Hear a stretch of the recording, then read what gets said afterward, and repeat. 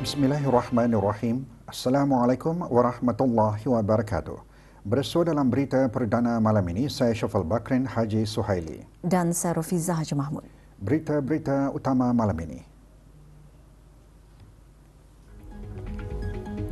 Penerbitan buku akademik secara berterusan oleh UBD penting sebagai pusat rujukan ilmu.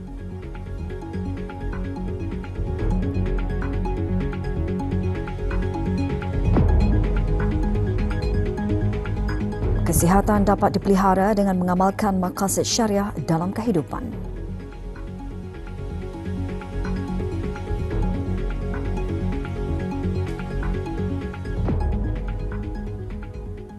Sempena ulang tahun penubuhan tabung amanah pekerja TAP ke-32, kemarin diadakan majlis doa kesyukuran di Kementerian Kewangan dan Ekonomi.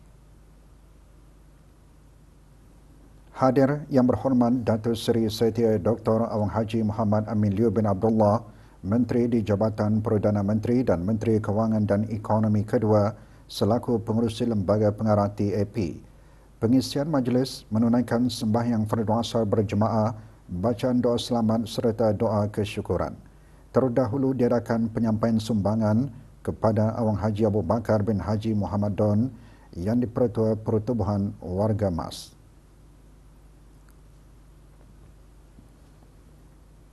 Sempena memperingati Isra' dan Mi'raj, Universiti Brunei Darussalam UBD melalui Unit Kerohanian dan Khidmat Masyarakat bahagian Hal Ehwal Pelajar menganjurkan acara tadabbur khas. Majlis diadakan pagi tadi di Masjid Universiti Brunei Darussalam UBD. Hadir Dr. Hazri bin Haji Kifli, Naib Chancellor UBD. Tadabbur bertajuk Sembahyang Mencerdaskan Minda, menekankan kepentingan solat dalam menajamkan fikiran, menguatkan jiwa dan mendalami kefahaman agama dalam kehidupan seharian. Acara juga memberi peluang untuk mendalami kefahaman dan muhasabah tentang peristiwa penting Isra' dan Mi'raj.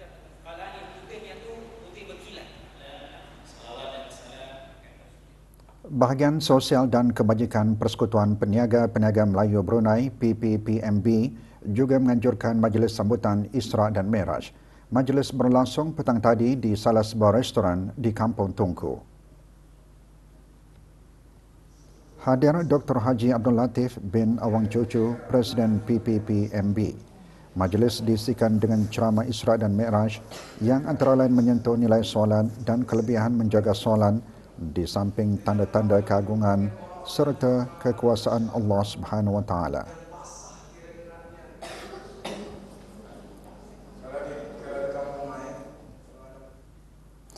Fakulti Sastra dan Sains Sosial FAS Universiti Brunei Darussalam UBD melancarkan 12 buku akademik merangkumi pelbagai bidang sains sosial termasuk sejarah, linguistik, pendidikan geografi dan hubungan antarabangsa.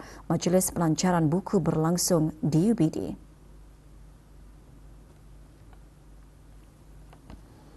Dr. Hazri bin Haji Kifli, Naib Chancellor UBD dalam ucapannya menekankan kepentingan penerbitan buku akademik yang berterusan.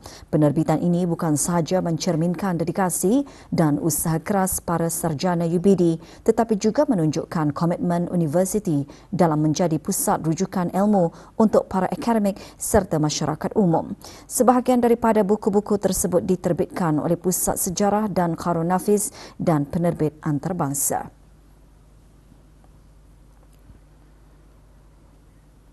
Gangguan mental menyebabkan seseorang merasa resah, murung, celaru, gugup dan tertekan yang mengakibatkan berlakunya perubahan sikap seperti berdiam diri, enggan bergaul, mudah marah dan hilang kewarasan. Jika tidak dibendung atau tidak dirawat, gangguan mental boleh membawa kepada tindakan lebih buruk sehingga melakukan perbuatan-perbuatan yang mencederakan ahli keluarga, orang sekeliling, malah menjejaskan keharmonian hidup bermasyarakat. Perkara tersebut antara intipati khutbah Jumaat bertajuk Memelihara Kesihatan Mental, Kesihatan Akal.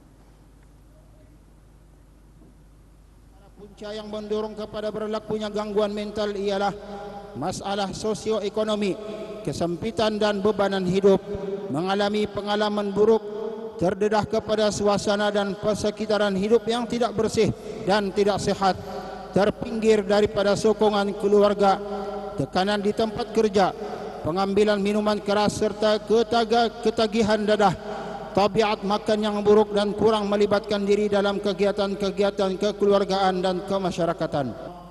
Menurut Islam, kesihatan akan dapat dipelihara dengan baik jika manusia mengamalkan tabiat hidup yang telah diatur dengan baik menurut ketetapan dan kehendak syarak, iaitu maqasid syariah. Pelbagai pihak di negara ini terus meningkatkan usaha memberikan kesedaran orang ramai tentang risiko penyakit kanser. Ikuti bahan beritanya selepas ini.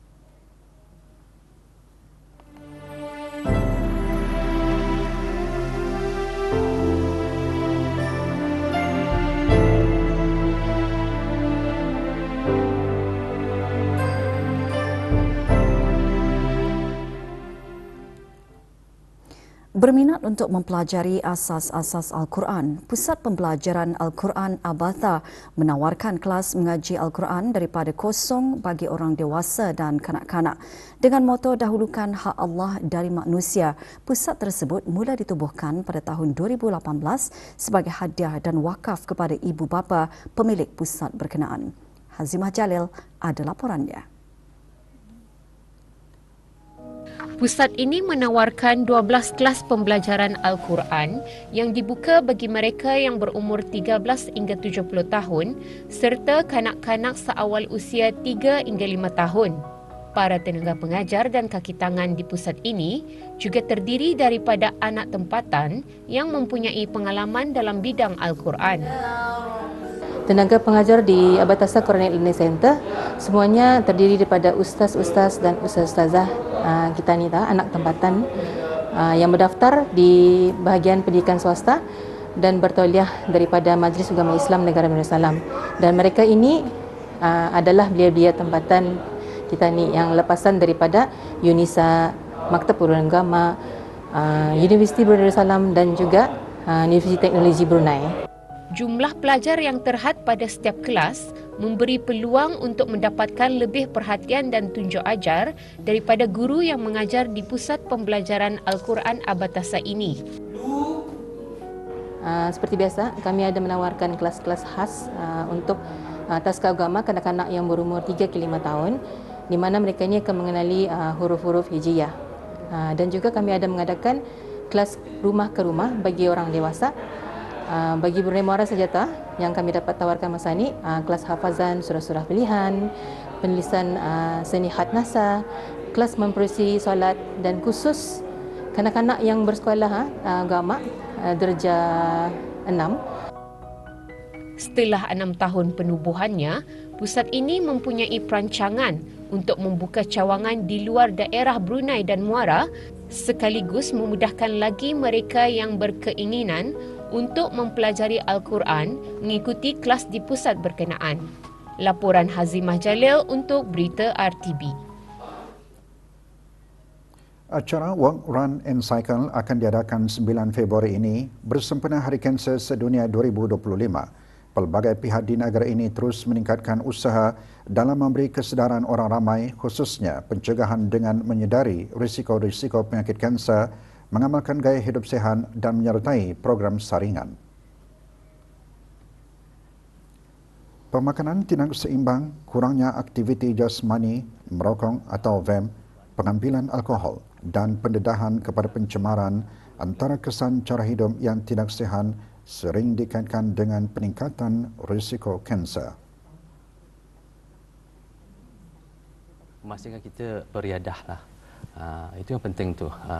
Sebab beriadah tu, exercise jasmani tu menolong bukan saja kita punya mental tapi kita punya kardiovaskular. Dia walk, run and cycle lah. Yang ini diberi peluang bagi halayak ramai untuk menyambut lah, datang kemari untuk tahu menahu mengenai perihal kanser dan boleh juga menyertai walk, run and cycle.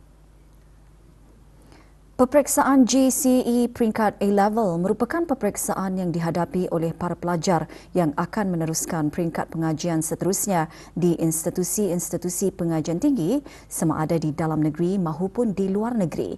Ketika ditemui RTB, para pelajar mengongsikan mengenai usaha atau amalan yang dipraktikkan untuk mendapatkan keputusan cemerlang dalam setiap mata pelajaran.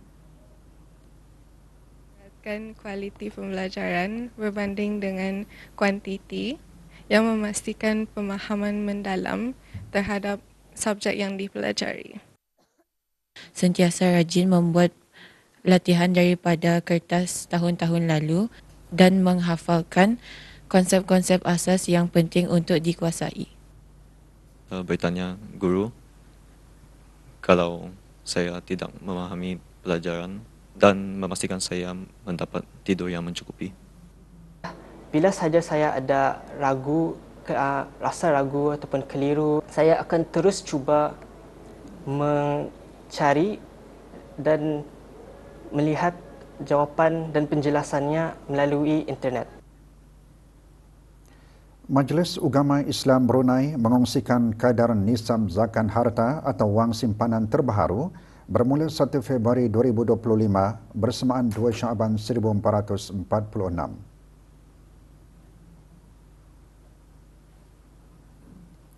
Berikutan nilai emas boleh berubah mengikut harga emas semasa di pasaran, kadar nisab zakat harta juga akan berubah. Perubahan kadar nisab zakat harta ini akan dimaklumkan dari semasa ke semasa.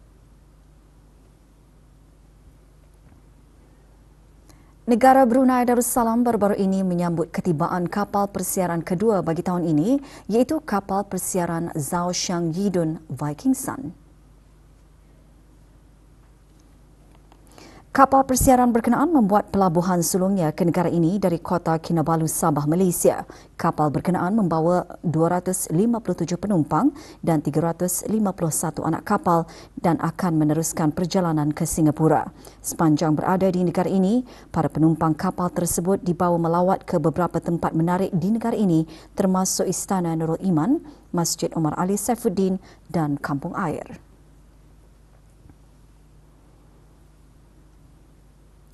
Berikutan satu siaran media sosial yang dimuat naik di aplikasi TikTok dengan akaun nama info rasmi Bantuan Brunei yang mengandungi info untuk mendapatkan bantuan kewangan sebanyak RM500 melalui unit bantuan kebajikan bulanan BKB, warga negara Brunei Darussalam, Jabatan Pembangunan Masyarakat ingin memaklumkan bahawa hantaran tersebut adalah tidak benar dan pihak jabatan tidak pernah mengeluarkan kenyataan seumpamanya. Orang ramai dinasihatkan untuk berhati-hati, tidak mudah terpedaya dan mempercayai maklumat-maklumat yang disebarkan melalui aplikasi sosial tanpa memastikan kesahihannya terlebih dahulu. Orang ramai juga dinasihatkan untuk tidak mengongsikan butiran pribadi kepada pihak tertentu yang belum dipastikan kesahihannya. Jabatan Pembangunan Masyarakat memandang serius terhadap isu penyemaran akaun palsu dan turut mengingatkan orang ramai bahawa perbuatan menyebarkan maklumat tidak sahih, apatah lagi yang palsu dan direka yang semata-mata berniat untuk mengelirukan adalah menjadi kesalahan dan boleh dilaporkan di bawah Perundangan Akta Ketenteraman Awam Penggal 148 Seksyen 34. Maklumat lanjut hubungi Jabatan Pembangunan Masyarakat, Kementerian Kebudayaan Belia dan Sukan melalui talian kebajikan 141 yang beroperasi 24 jam.